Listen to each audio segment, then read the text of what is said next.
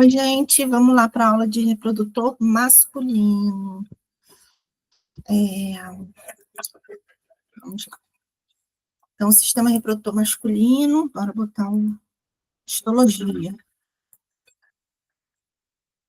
Bom, o sistema reprodutor masculino, ele é constituído pelos testículos, 2 testículos, onde lá vai acontecer a produção de espermatozoides e a produção de hormônios, principalmente testosterona.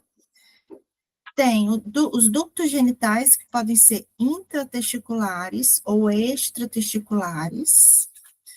Glândulas acessórias, como, por exemplo, a próstata, a gente vai ver que vão servir para nutrição e lubrificação. Ductos genitais vão fazer o transporte do espermatozoide. Por exemplo, os intratesticulares vão fazer o transporte até o epidídimo, essa estrutura aqui que a gente já vai ver, e os extratesticulares, transporte do espermatozoide até o meio externo. E as glândulas acessórias, nutrição e lubrificação do órgão, do pênis, e nutrição dos espermatozoides, principalmente, para mantê-los vivos, né? E o pênis é o órgão copulador. Bom, o testículo, ele é envolto, olha só, por uma camada espessa de tecido conjuntivo denso, que a gente vai chamar de túnica albuginea. Nessa foto, o tecido, essa aqui o desenho, né? A túnica albuginea, ela é esse verdinho que está mais interno, pessoal. Aqui tem duas membranas mais externas que a gente vai chamar de túnicas vaginais, apesar de ser testículo, né? Túnica vaginal parietal, que é a camada mais externa, e uma túnica vaginal visceral, que é colada logo embaixo dessa túnica, e sim, o branco é a túnica albuginea, o tecido conjuntivo, certo? Então, aqui, esse tecido conjuntivo, que nesse corte aqui, histológico, é esse roxo mais escuro aqui em volta do testículo, certo? Essa estrutura aqui, que fica abraçando o testículo, é o epidídimo, que a gente vai ver também depois. Então, aqui o testículo, aqui branquinho no desenho, essa é a túnica albuginea. Da túnica desse tecido conjuntivo, tá vendo que ele separa o testículo em vários septos, em vários lóbulos, certo? Ó, um septo fibroso de túnica albuginea vai penetrar no testículo, dividindo em mais ou menos 250 lóbulos desse aqui. São chamados lóbulos testiculares. Dentro de cada lóbulo, vai ter de 1 a 4 túbulos seminíferos, túbulozinhos, certo? Enovelados e mergulhados em tecido conjuntivo frouxo. Então, aqui dentro de cada lóbulo vai ter de 1 a 4 túbulozinhos pequenos, e eles vão estar mergulhados nesse tecido conjuntivo frouxo, certo? E aqui eu botei por último aqui as túnicas vaginais, que são essas de proteção, né? Aqui tem um espaço que geralmente ele não vai estar preenchido por nada, né? Normalmente.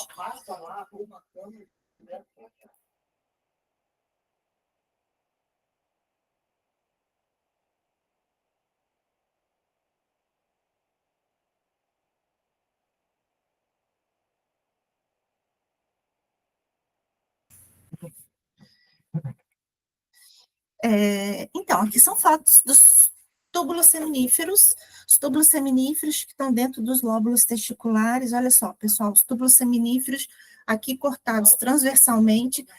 Aqui está dando ideia que são vários, né? Mas vocês imaginam, olha só, que o mesmo túbulo, isso aqui é o mesmo fio do mouse, certo? Ele vai estar assim, enroladinho.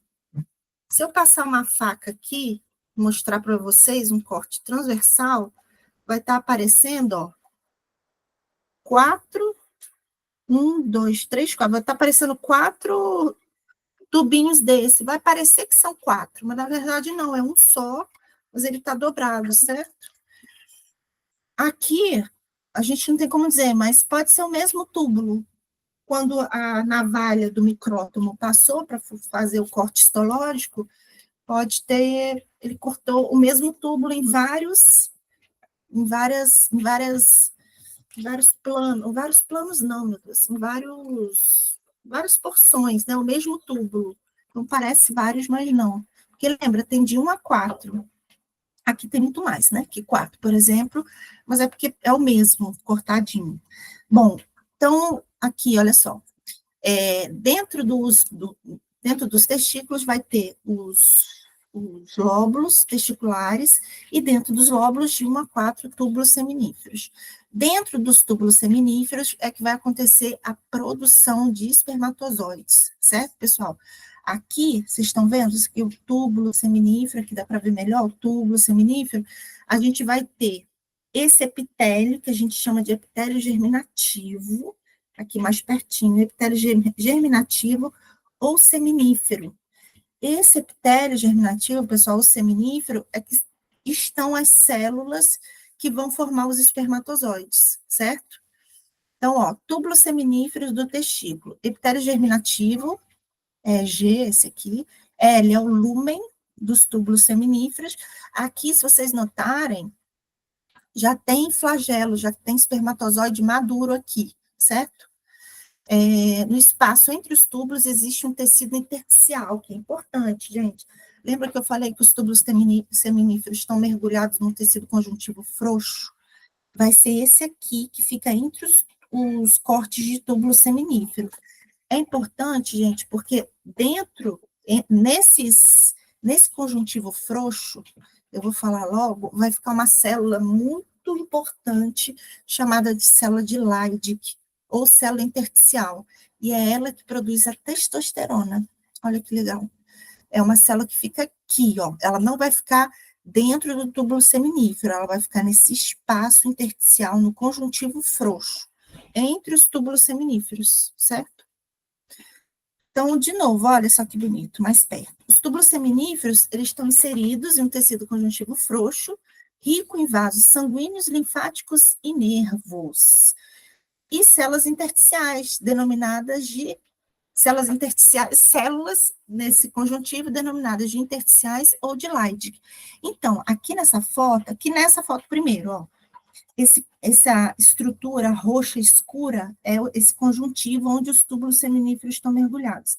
Esse conjuntivo ele vai ser rico em vaso sanguíneo, ó, aqui está aparecendo um vaso, em linfático, em nervo, e nas células de Leydig. Ó, aqui um corte mais próximo, mostrando aqui os túbulos seminíferos, um pedaço de um túbulo, um pedaço de outro túbulo, um pedaço de outro túbulo, um pedaço de outro túbulo. E aqui o intertício, esse conjuntivo frouxo, e essa célula, olha só, grandona, tá vendo? Com vários núcleos e umas gotículas aqui dentro, umas vesículas. Essa é a célula de Leydig.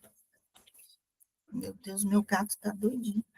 Essa é a célula de Leydig, produtora de testosterona. Os túbulos seminíferos, aqui dentro dos túbulos seminíferos, vai ter a produção de espermatozoides, enquanto as células de Leydig secretam a testosterona. Novamente, a célula de Leydig não vai ficar dentro do túbulo seminífero, ela vai ficar aqui no conjuntivo frouxo, entre os túbulos seminíferos. Os túbulos seminíferos são formados, então, por uma parede denominada de epitélio germinativo ou epitélio seminífero, certo? Aqui, o epitélio germinativo ou seminífero, e logo embaixo uma lâmina basal com um conjuntivo frouxo, né? Existe um tipo celular, pessoal, importante, que é uma célula de epitélio, mas ela não é muito comum no corpo. Ela geralmente fica assim em base de glândula. Chama célula mioide. Essa célula mioide é uma célula, aqui ele está mostrando, ela é bem agarradinha, ela fica assim, ó, encontra-se aderida à membrana basal, embaixo, no caso aqui, da célula, da última célula do epitélio germinativo, certo? Elas têm a capacidade de contrair bem lentamente. Por quê? Olha só, esse espermatozoide, ele vai ser produzido aqui dentro dos túbulos seminíferos, certo? Mas ele vai ser levado lentamente através pela contração das células mioides e também por aqui, por esses túbulos, vai ter uma musculatura lisa que vai levar esses espermatozoides lentamente até o epidídimo. que é o ducto epididymário. Então, tem que ter essas células mioides para o transporte do espermatozoide, certo? E a saída deles dos túbulos seminíferos. Elas vão ser umas células, uns nucleozinhos bem colados aqui. Então, células mioides, ele vai estar mostrando aqui, ó. Aqui a célula de Leydig, produtora de testosterona, a célula mioide vai estar colada. Bom, o epitélio germinativo, além das células que vão dar origem aos espermatozoides, que a gente chama de células da linhagem espermatogênica, também vai existir uma célula grande, olha só, chamada de células de Sertoli. Elas são super importantes, pessoal. Elas são essas células, ó, células piramidais. Qual é a função delas? Elas vão fazer a barreira hematotesticular, pessoal, super importante.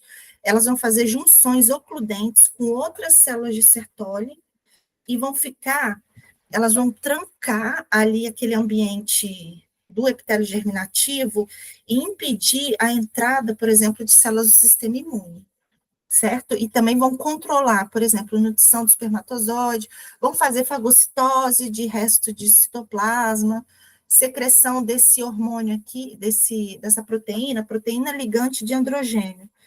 É uma proteína que vai puxar a testosterona aqui para dentro do túbulo seminífero, porque a testosterona é um hormônio importante para espermatogênese, que é a formação dos espermatozoides, e também produz esse hormônio chamado de inibina.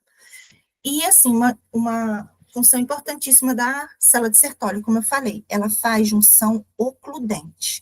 Porque, assim, olha só, quando o menino nasce, né, o nenenzinho do sexo masculino, ele vai nascer com um monte de... A gente vai falar o nome dessas células, mas eu já vou começar. Essas células mais baixas aqui são as espermatogônias. São as células que vão dar origem às células seguintes dessa linhagem espermatogênica. Só que o menininho, quando ele só nasce com espermatogônia, certo? Então, durante a infância dele toda, até mais ou menos o quê? Quando começa a produzir uns 13 anos, mais ou menos, quando começa a 12, 13 anos, né? Quando começa a produção de hormônios, o menino só vai ter a espermatogônia, certo? A partir lá do início da produção de testosterona, principalmente que bota aí uns 12, 13 anos, aí vai depender da pessoa, aí essas espermatogônias vão entrar no ciclo, que é a meiose, num ciclo para começar a produzir as células espermatogênicas. Só que assim, o que acontece, gente? A primeira célula que se forma depois da divisão da espermatogônia é um espermatócito primário. O espermatócito primário, que é essa aqui, segunda, ele vai ter ele vai ser uma célula tão diferente da espermatogônia que o sistema imunológico do indivíduo não reconheceria o espermatócito primário se ele entrasse em contato, certo? Então, o que acontece? Essa célula de Sertoli, ela vai isolar, vai deixar a espermatogônia embaixo, tá vendo esse tracinho aqui? Deixa a espermatogônia para baixo e tudo que está em espermatócito primário adiante, espermatócito primário, secundário, espermátide e espermatozoide, essa célula de Sertoli isola do sistema imunológico, isola do sangue, é uma barreira hematotesticular, certo? Não vai deixar, vai controlar a partir dessa junção, inclusive, ele controla as substâncias, o que vai entrar em contato com a linhagem espermatogênica. As espermatogônias não, elas ficam aqui nessa parte de baixo, elas entram em contato, não tem problema, célula de sistema imune geralmente não reconhece a espermatogônia como sendo uma célula estranha, certo? Geralmente. Às vezes pode acontecer uma das causas de esterilidade. Bom, então, e assim, fármacos também, essa linhagem espermatogênica aqui vai ficar protegida, certo? Pela barreira hematotesticular. Então, essa linhagem espermatogênica do epitélio seminífero, desse epitélio germinativo, vai ter de 4 a 8 camadas. E é ao longo do epitélio germinativo que vai acontecer a espermatogênese, que vai ser uma meiose, uma divisão meiótica, e aí vocês têm que voltar lá na biocel para relembrar o que é meiose, diferente da mitose, que é o que as nossas células somáticas fazem. A mitose, a célula mãe dá origem a duas células filhas com o mesmo número de cromossomos, certo? 2N dá origem a duas células 2N. Na meiose, vai ter redução do número de cromossomos. Uma célula 2N, que é a espermatogônia, vai dar origem, no final da meiose, a 4 células N, certo? Com metade do número de cromossomos. Por quê? Quando juntar lá com o ovócito feminino, N com N dá 2N, certo? Aí volta a ter o número de cromossomos normal do ser humano. Além da espermatogênese, que é essa divisão meiótica, vai ter também a espermiogênese. A gente vai ver o que, que é. Essa espermátide aqui no final, tá vendo que ela ainda é uma célula redondinha? Ela vai ter que virar o espermatozoide, certo? Aqui já não vai ter mais divisão celular. O que vai acontecer é uma diferenciação. A espermátide vai se diferenciar, vai se transformar no espermatozoide. Aí a gente chama de espermiogênese, certo? Credo, loucura. Certo, então, aqui é a espermatogênese, pessoal, olha só. Essa figura aqui eu peguei do livro do Moore, Embriologia Clínica, que eu vou deixar lá nas referências, certo? Mas, assim, o da embriologia clínica, vocês podem. É legal, ele ensina bem o que é a meiose e a espermatogênese e a ovogênese, certo? É um livro interessante para estudo da gametogênese e depois de embriologia. Então, a espermatogônia, gente, que é o que o menininho nasce com essas células, certo? Com a espermatogônia. Ela é uma célula que fica na porção mais basal do túbulo seminífero. Essa célula vai fazer, na verdade, uma mitose. Nessa mitose, a gente chama que é uma divisão mitótica assimétrica. Por quê? Porque uma célula continua a ser uma espermatogônia, porque a espermatogônia é como se fosse a célula tronco lá dos espermatozoides, ela vai continuar a ser uma espermatogônia, e a segunda célula, a célula, a gente chama de espermatogônia tipo B, ela sim vai entrar na meiose, nessa diferenciação para virar um espermatozoide. Então, a espermatogônia, que é a célula tronco lá do espermatozoide, vai fazer uma mitose assimétrica. Uma das células filhas continua a ser uma espermatogônia, porque tem que ter lá a fonte, né? E a célula tipo B vai ser o espermatócito primário, que é uma célula que vai ficar aqui, ó, na segunda camadinha, acima da espermatogônia, certo? O espermatócito primário ainda é uma célula 2N, certo? Olha só, aqui a gente tem a espermatogônia, que vai se dividir. Aqui ele não botou. Eu posso botar. Eu estou sem o apontador a laser, olha louca.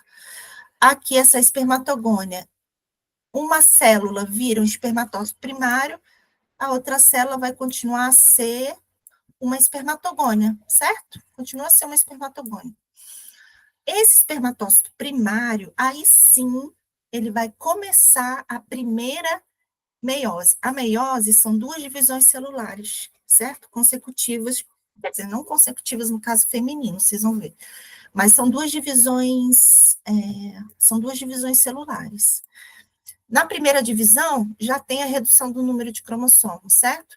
De 46 cromossomos que nós temos, seres humanos, vai para 23 cromossomos, certo?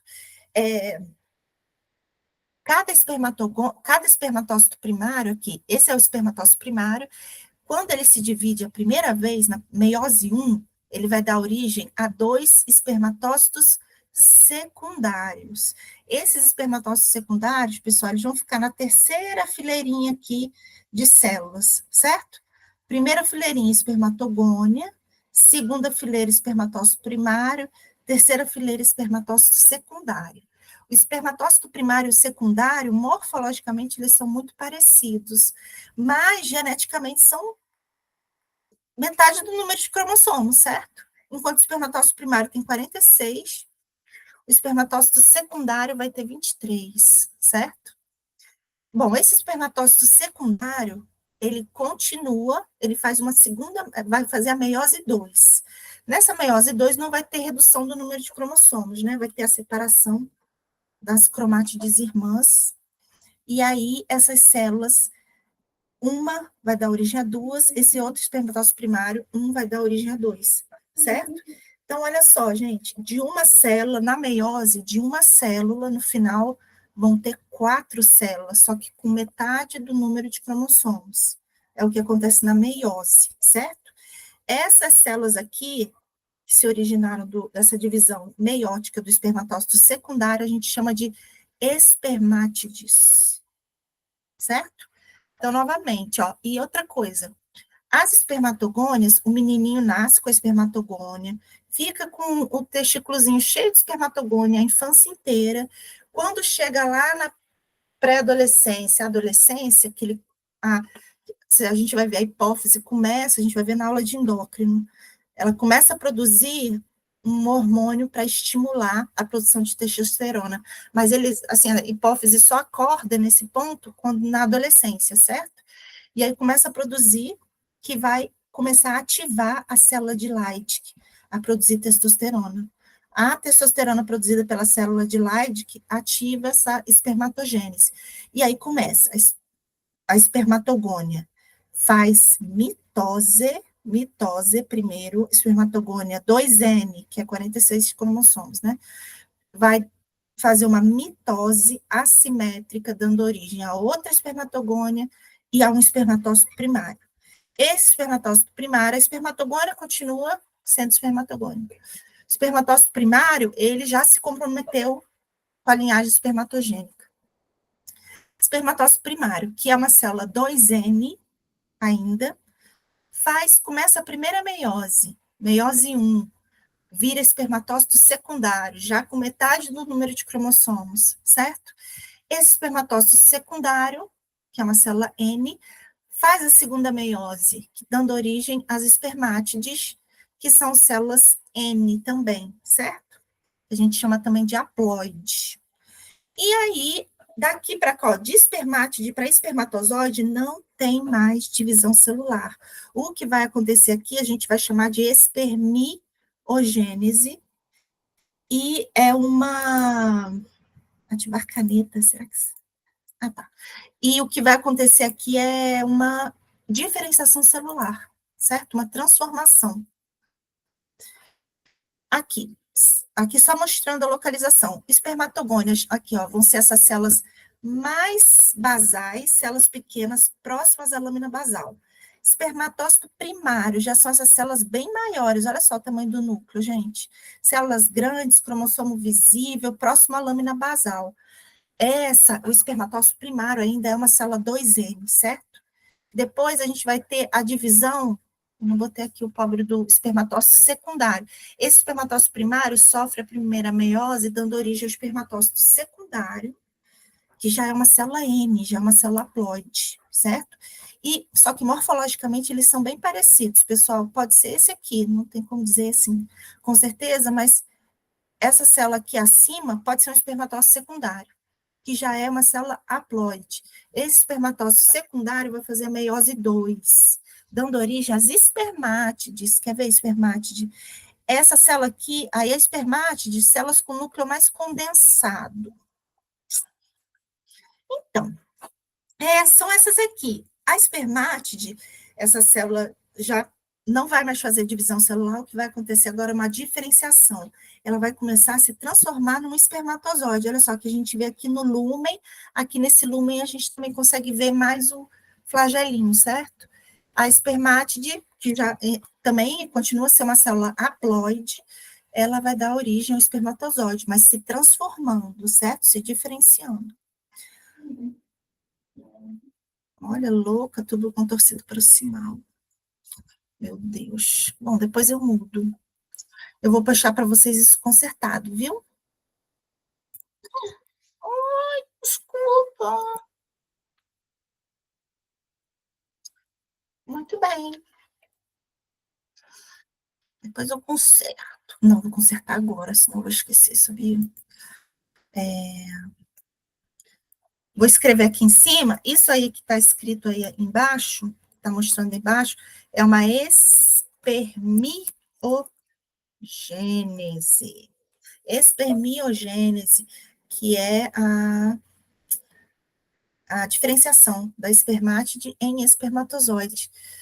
Bora, Flávio. Apresentação. Consertado. Vamos lá. Olha só, que bonitinho, gente. Peraí, ativar o apontador. De uma espermiogênese, que é uma célula N, já haploide, a espermátide. Dessa espermátide, que é uma célula haploide, ela começa a sofrer modificações para se diferenciar no espermatozoide. Olha só. Primeiro, vai ter a formação do acrossoma. O acrossoma são vesículas de lisossomos que vão ficar aqui na posição supranuclear. Esse aqui é o núcleo da espermátide.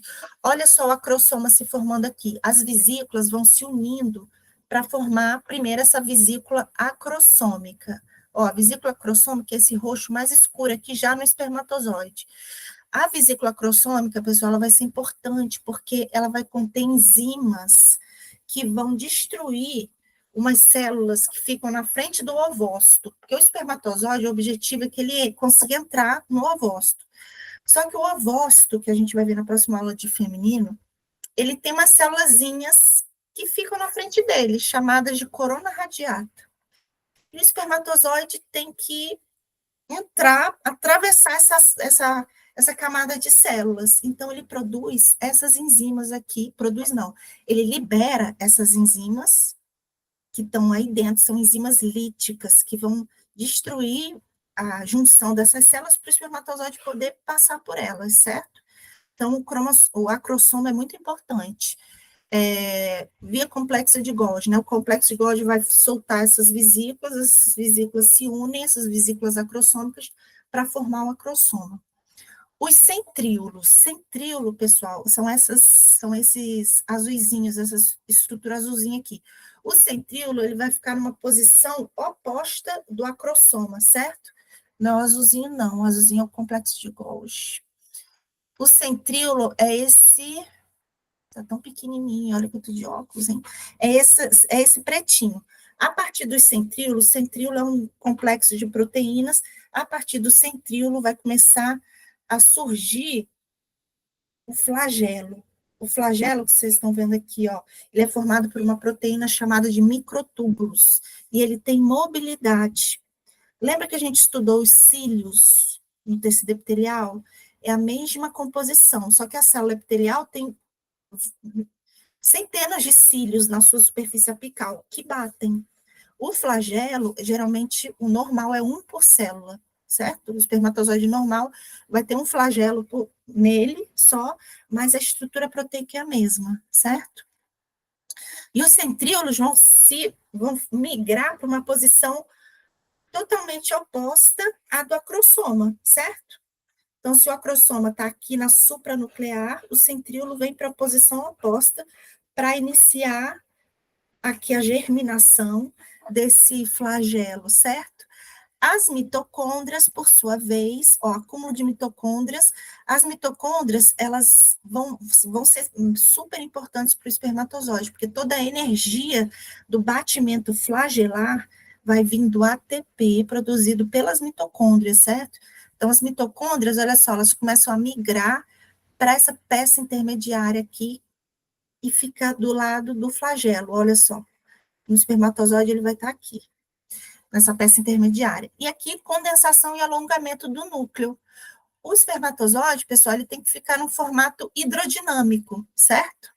Não adianta ele ser uma célula redondinha, um núcleo redondo, que ele não vai conseguir nadar pelo trato reprodutor feminino, que vai estar cheio de muco, certo? Lubrificação. O espermatozoide tem que ter esse formato hidrodinâmico e o núcleo vai ficar condensado. Então, olha só, como uma célula redonda vai se transformar nessa célula hidrodinâmica? ela vai começar, pessoal, a soltar excesso de citoplasma. E aí entra uma função da célula de Sertoli, que além de fazer barreira hematoencefálica, vai fagocitar esse citoplasma que a célula, que o espermatozoide está liberando, certo? Então, perda da maior parte do seu citoplasma. O espermatozoide vai fazer, a espermátide vai liberar seu citoplasma para virar um espermatozoide. Os espermatozoides, eles são liberados no lúmen dos túbulos seminíferos. E todo esse processo aqui, pessoal, demora cerca de 64 dias, de um espermatogônio até o espermatozoide, certo? Mas o homem, quando ele começa a maturação, quando se inicia já a maturação hormonal, que os hormônios começam a agir, o homem vai estar sempre produzindo espermatozoide. Aqui vai ter espermatozoide, linhagem, células da linhagem espermatogênica em diferentes fases de maturação para a produção de espermatozoide, certo? E o homem, diferente da mulher, a gente vai ver isso na aula de reprodutor feminino, o homem tem a espermatogônia, que é a célula tronco das células germinativas dele.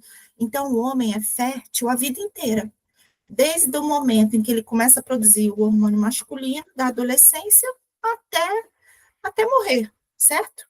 Um senhorzinho de 80 anos vai produzindo a testosterona dele, ele vai produzir espermatozoide, certo? Já a mulher, não. A mulher inicia, a gente vai ver por quê. Ela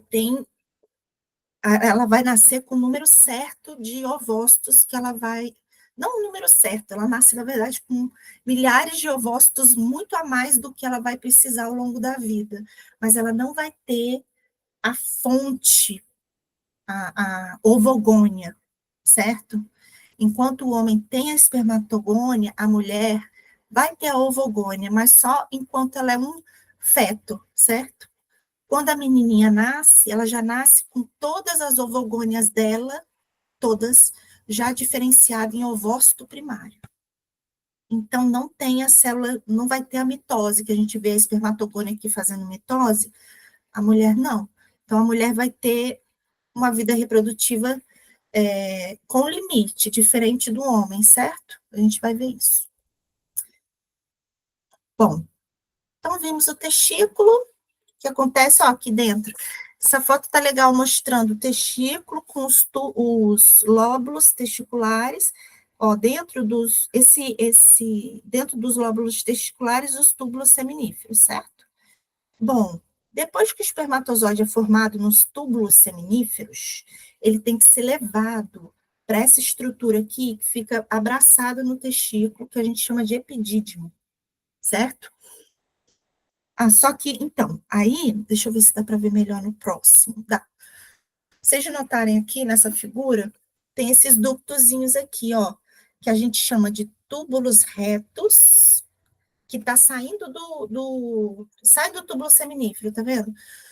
São os túbulos retos, rede testicular e os ductos eferentes, certo? Que vão dar no epidídimo. Esses três são os ductos. Espera aí. São os ductos intratesticulares, certo? Intratesticulares, novamente.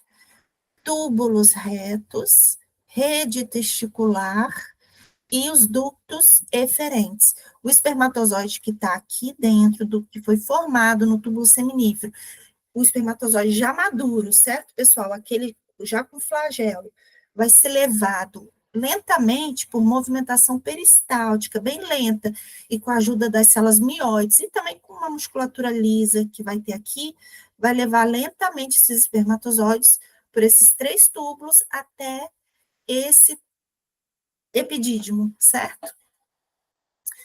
Então, esses são os intratesticulares. E quais? Por quê? Intratesticulares, porque eles ainda estão dentro do testículo, certo? Ainda estão aqui, ainda tem túnica albugínea aqui, esse branquinho ao redor.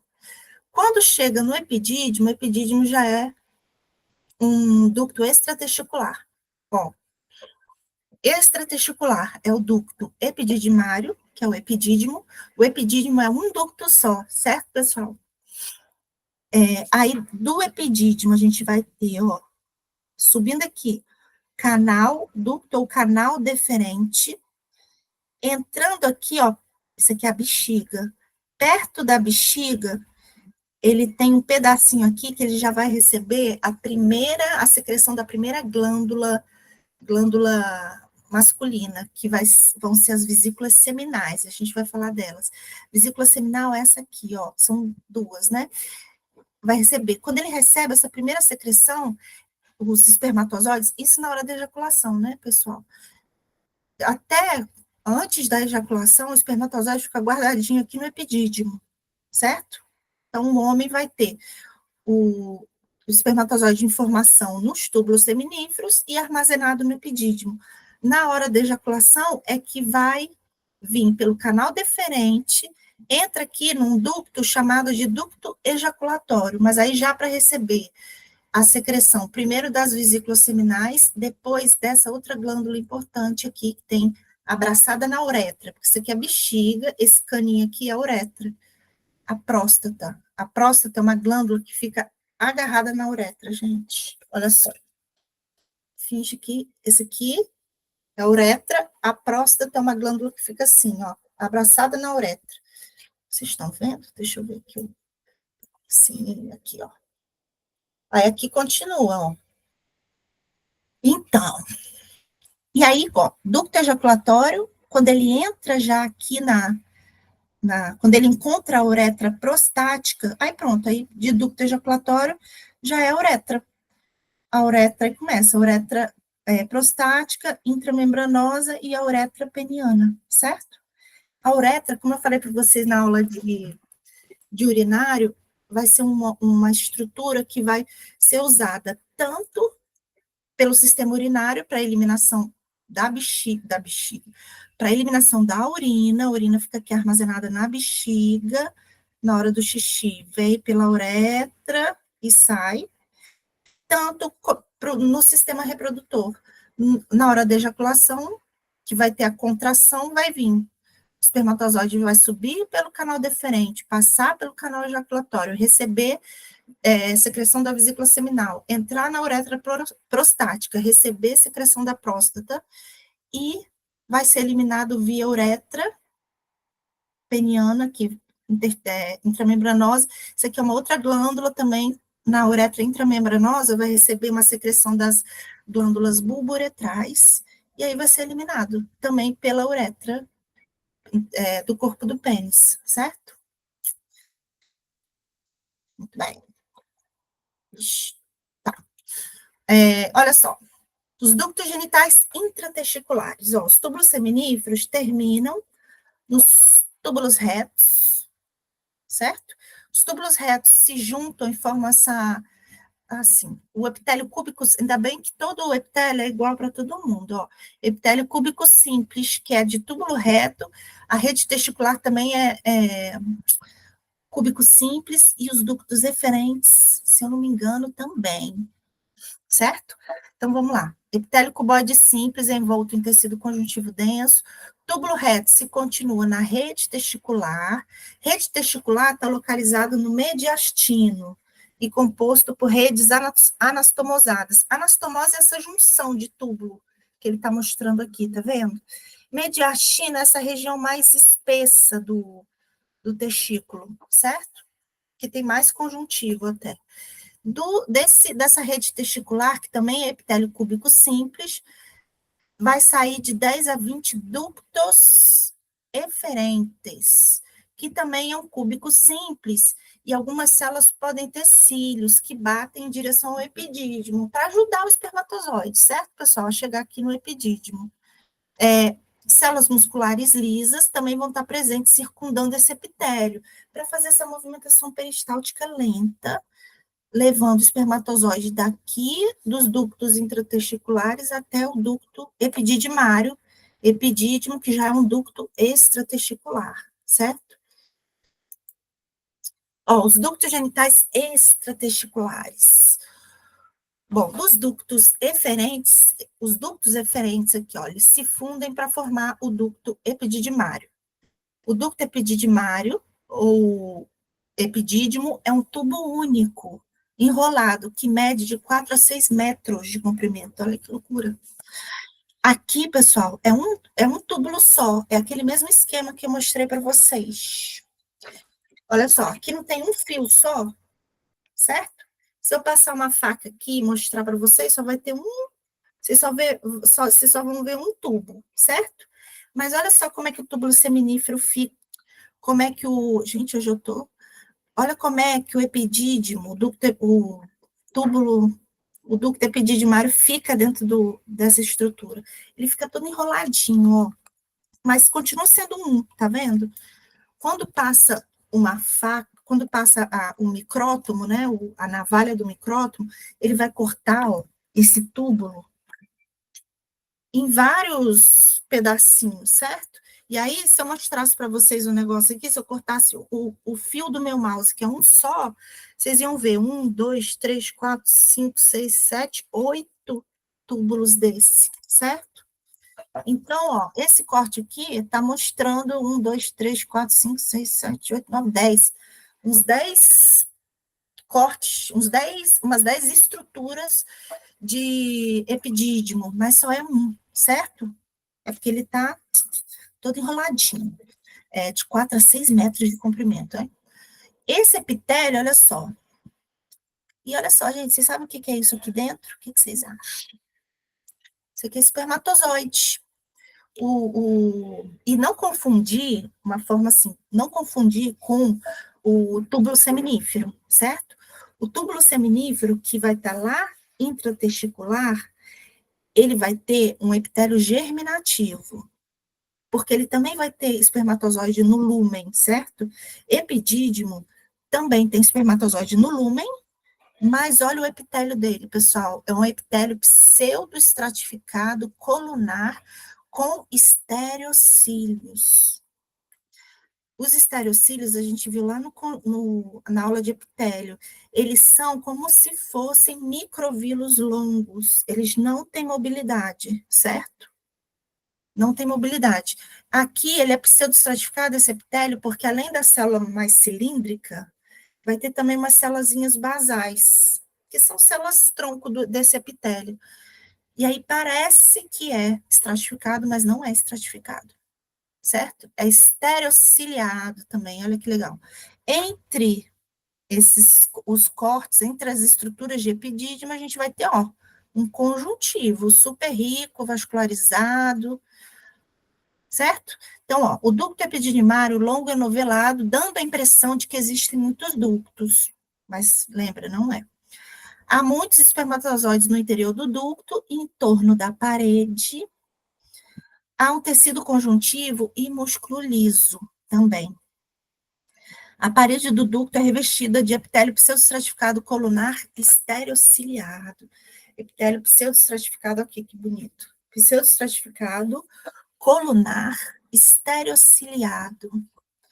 Os estereocílios são típicos dessa estrutura do trato reprodutor masculino, do epidídimo, certo? E aqui espermatozoide, só esperando para na hora da ejaculação, certo? Ó, sim, olha só que interessante que ele está mostrando, célula de musculatura lisa, que vai ficar nesse conjuntivo também, assim, vai ficar por fora, porque na hora da ejaculação, pessoal, vai ter uma contração, certo? E essa contração, aí sim, ela vai ser mais forte para a ejeção do espermatozoide. Mas aí a gente vai ver que tem o ducto deferente, ele também vai ser um ducto muscular, certo? O canal deferente vai ser muscular. E ele também vai fazer essa contração na hora da ejaculação para jogar o espermatozoide fora do corpo. Bom, ó, do epidídimo, que é essa estrutura aqui do ducto epididimário, sai o ducto deferente. Olha só o caminho do ducto deferente. Ele vai sair da região aqui, subir, dar uma volta na bexiga, vocês estão vendo? E aí, pessoal, olha só, o ducto epididimário, quando ele vai receber a primeira, isso, o espermatozoide só vai passar pelo ducto, ai meu Deus do céu, pelo canal deferente, hoje eu tô louca, acho que vou tomar mais café. O espermatozoide só vai passar pelo canal deferente na hora da ejaculação, certo? Enquanto não tem ejaculação, o espermatozoide fica no epidídimo. Então, quando contrai, que vai ter ejaculação, na hora da ejaculação, esse espermatozoide vai pelo canal deferente, vai receber aqui a primeira secreção da glândula das vesículas seminais. Esse pedacinho do canal deferente, quando ele recebe a primeira glândula das vesículas seminais, a gente já chama de ducto ejaculatório, certo? Ele muda o nome. O ducto ejaculatório, ele desemboca na uretra prostática, que é essa daqui.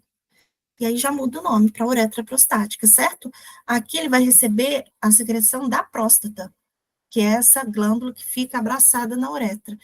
E logo aqui, também na uretra intramembranosa, ele já vai receber ou mais uma secreção que é a da bulbo uretral, das glândulas bulbo-uretrais. E aí pronto, ele é liberado, o espermatozoide vai ser liberado junto com as secreções pelo corpo do pênis. O sêmen, ele é uma mistura de espermatozoide e secreções glandulares, certo? Quando o homem faz, ó, pessoal, isso é até para desmistificar a vasectomia, que é uma forma de contracepção, né, muito eficaz e saudável. Às vezes o casal já teve filho, não quer ter mais filho, é muito mais fácil para o homem fazer uma vasectomia do que a mulher ligar as trompas. Só que existe uma lenda de que o homem fica broxa, né, por causa de vasectomia. Olha só o que acontece na vasectomia. Ele continua a produzir sêmen, pessoal, e continua a produzir espermatozoide, continua a produzir hormônio normalmente.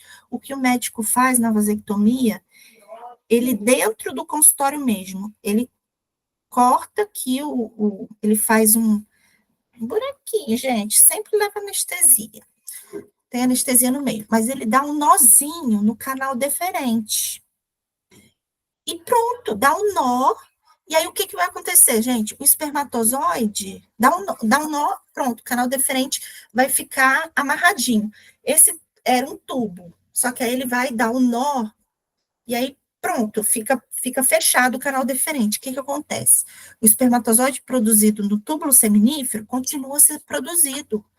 Vai para o epidídimo, continua no epidídimo. Só que na hora da ejaculação, quando o homem vai ejacular, que vai ter a contração para a eliminação do espermatozoide, o espermatozoide para ali naquele nó e fica ali e morre.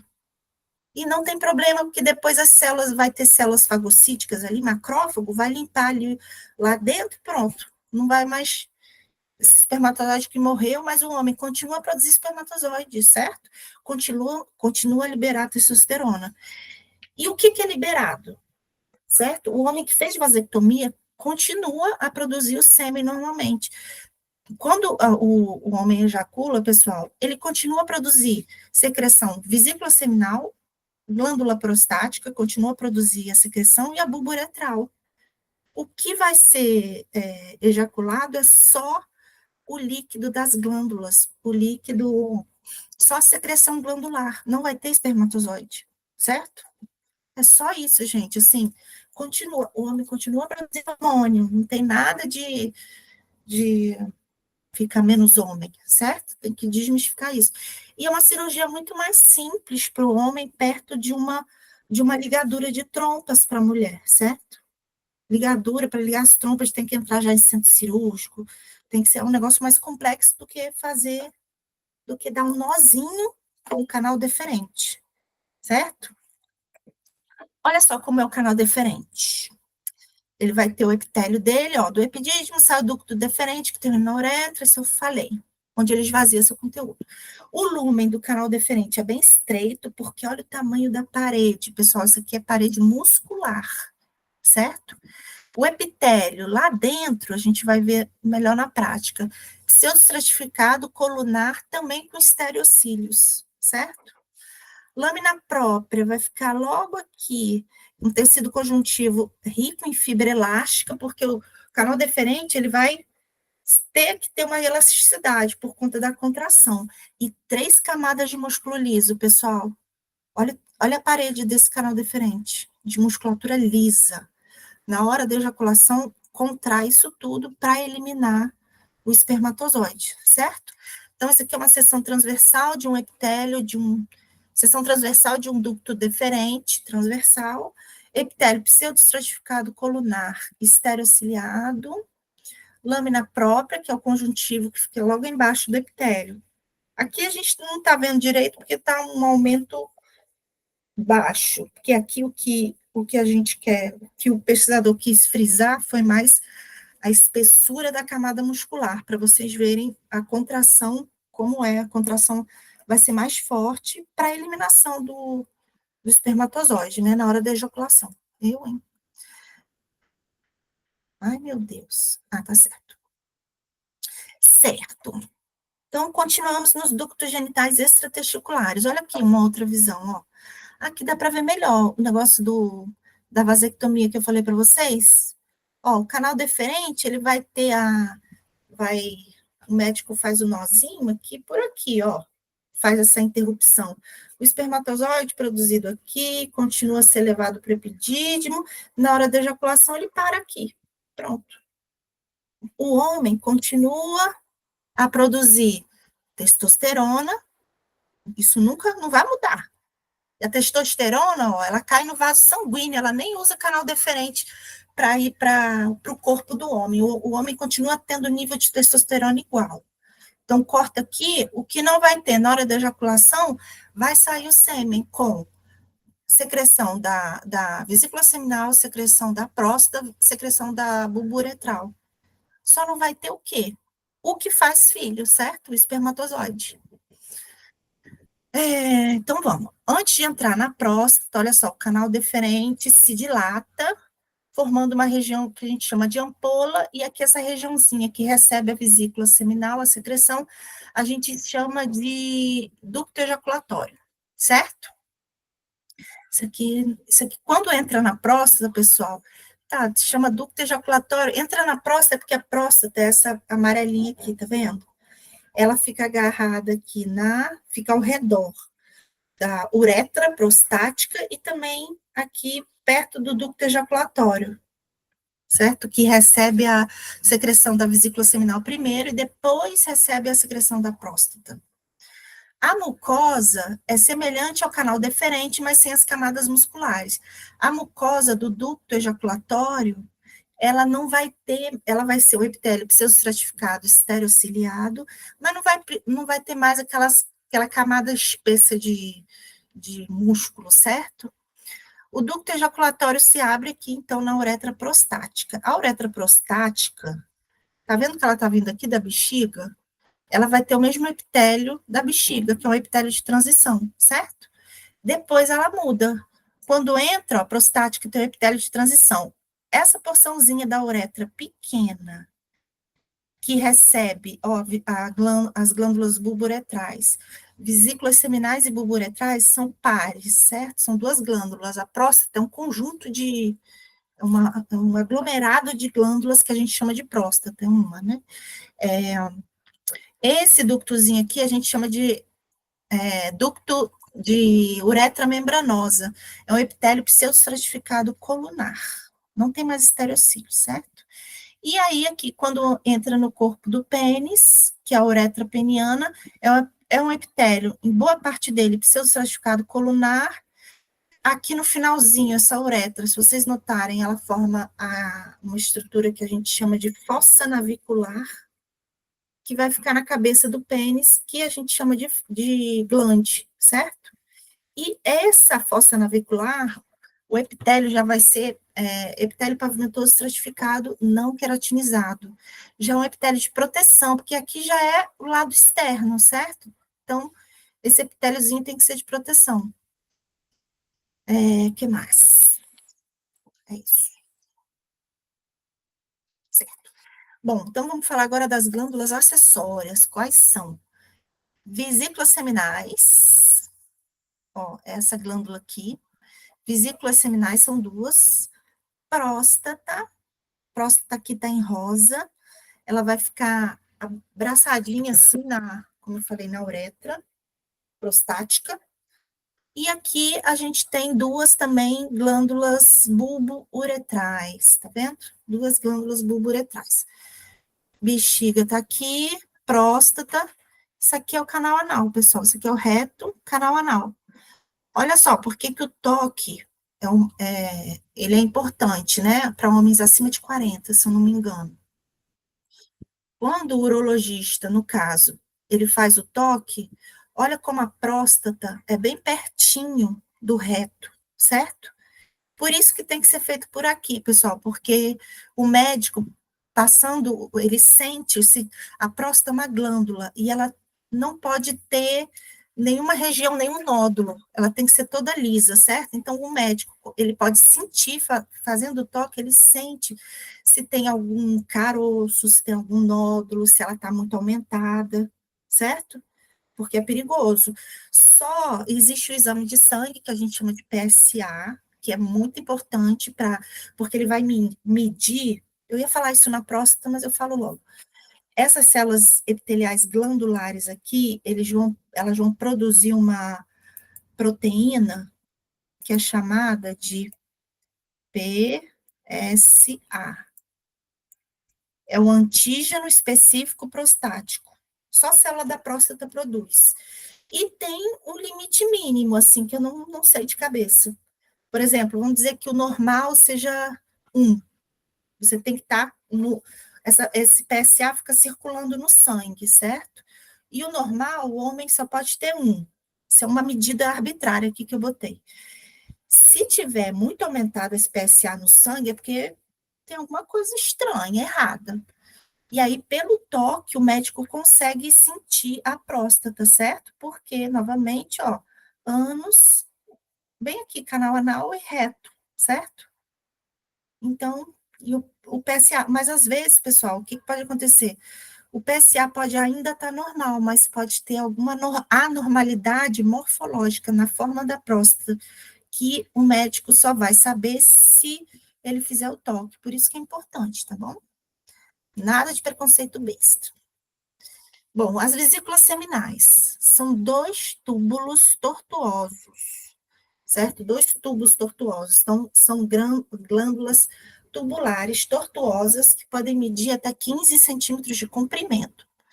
Então, glândulas tubulares, olha só, a mucosa é preguiada, epitélio pode ser cúbico simples, como está aqui, ou pseudoestratificado colunar. Eu estou vendo mais cúbico simples, né? Aqui ela está até meio cilíndrica, mas pode ser, dependendo de onde pegar o corte, a gente pode ver os dois.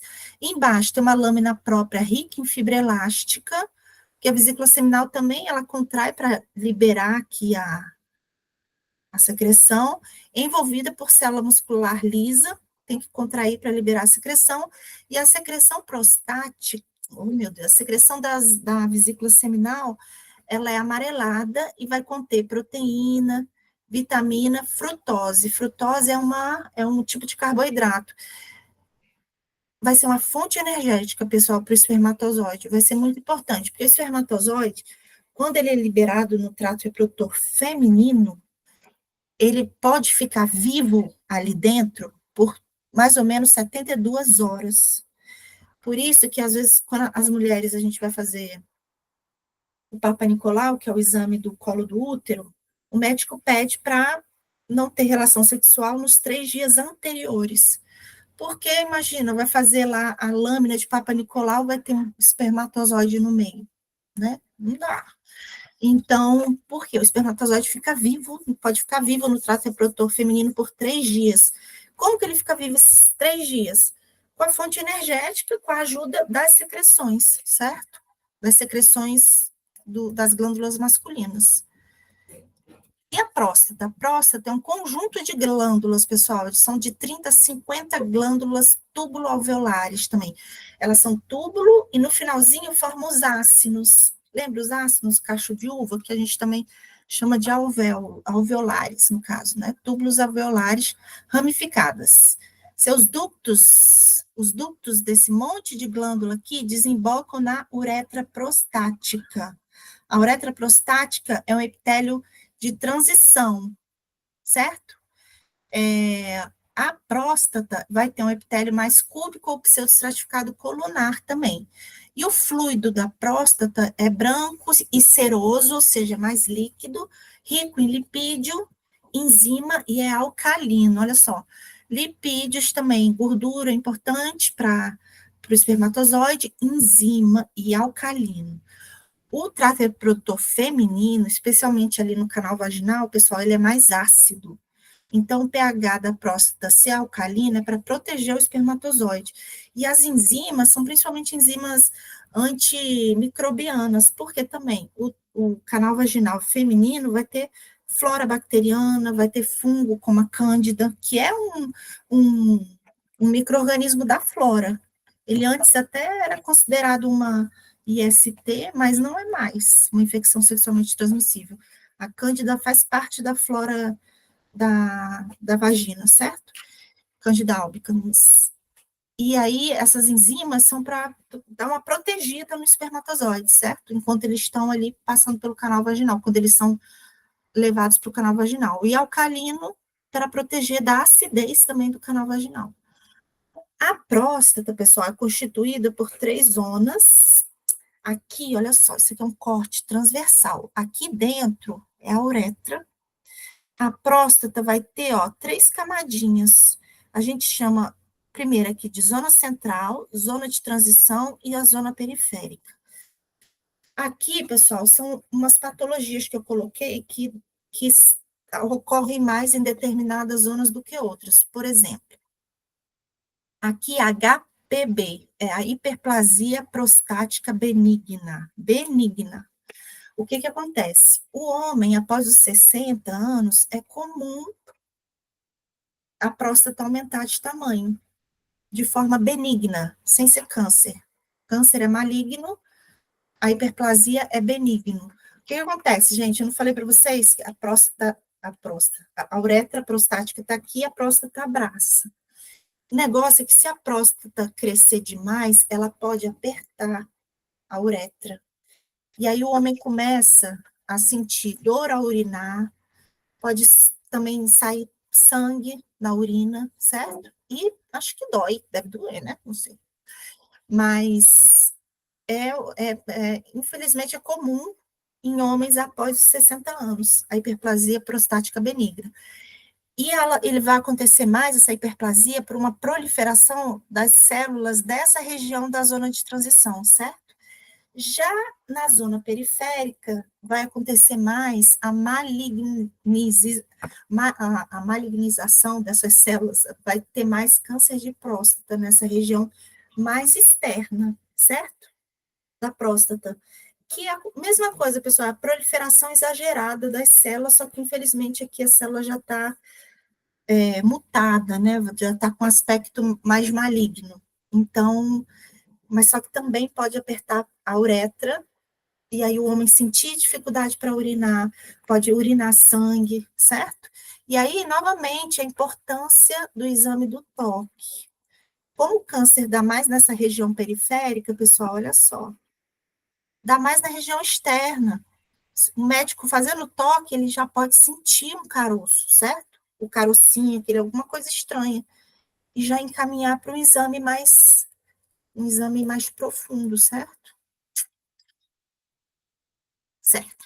Glândulas bulboretrais, aqui. As glândulas bulboretrais também são chamadas de glândulas de Cooper, situam-se na porção membranosa da uretra, são 2 também, são glândulas tubuloalveolares, revestidas por epitélio cúbico simples, secretor de muco, tem ação lubrificante. O homem, pessoal, um pouco antes de ejacular, sai um líquidozinho pela uretra, pelo pênis, né? Esse líquidozinho é produzido pela bulbo uretral, que vai lubrificar essa uretra, a uretra peniana, já antes da ejaculação, certo? E aqui o corpo do pênis, o pênis, né? O órgão ejaculador. Qual a composição do pênis? Internamente tem a uretra, 2 corpos cavernosos na porção dorsal e um corpo esponjoso ou cavernoso da uretra na porção ventral. O corpo esponjoso, ele vai aqui, o corpo esponjoso, que é o ventral, ele vai se dilatar aqui na glande do pênis, formando, ele vai se dilatar na extremidade, formando a glande, certo? Ou cabeça do pênis aqui. Esse tecido, né, a uretra, aqui é a uretra peniana, mas esse tecido, pessoal, tanto o esponjoso, tanto o corpo esponjoso quanto o cavernoso da uretra, eles vão ter, será que está no próximo slide? Tá. Vamos primeiro, então, falar daqui da uretra peniana. A uretra peniana é um epitélio pseudoestratificado, cilíndrico, ou estratificado cilíndrico. Geralmente é pseudoestratificado, colunar ou cilíndrico. E na glande, ele se torna pavimentoso estratificado, não queratinizado, certo? Aqui ele está mostrando essa foto, a uretra peniana humana, 132 vezes. U é o lumen da uretra, EP, epitélio estratificado cilíndrico aqui nesse ponto. Esse aqui é a lâmina própria, o tecido conjuntivo frouxo, logo embaixo do epitélio. Isso aqui é vascularização, que nesses tecidos vai ser abundante. Isso aqui é uma glândula de Littré, ele vai ficar ao longo da uretra peniana e também vai servir como um lubrificante e assim, tem que alcalinizar, certo, pessoal? Porque pela uretra também vai sair urina, que é pH ácido. Então, vai dar uma alcalinizada também na uretra, para não matar espermatozoide. E esse é o tecido erétil, é um tecido específico que vai existir nos corpos cavernosos, esponjoso, e também no clitóris feminino. Esse tecido, olha só aqui, os corpos cavernosos, aqui, os corpos cavernosos, eles são eles são envoltos por um tecido conjuntivo denso, que a gente também chama de túnica albuginea, que está aqui em azulzinho. E aqui dentro a gente vai ter artéria profunda, duas artérias, e todo esse tecido ao redor, que vai formar as principais partes dos corpos cavernosos, são formados por esse tecido especial, específico do pênis, do clitóris, chamado de tecido erétil. Esse tecido, pessoal, ele vai ter várias trabéculas, vamos ver se tem lá na prática para a gente ver melhor. Trabéculas são espaços que quando o pênis está ereto, esses espaços se enchem de sangue. A ereção, que é quando o pênis fica ereto, a gente fala que é uma atividade hemodinâmica. Vai ter a participação do sangue que vai extravasar de algumas artérias, e vai preencher esses espaços, deixando o pênis ereto, certo? Também aqui no corpo cavernoso também vai acontecer. Os corpos cavernosos e o esponjoso são compostos por esse tecido erétil.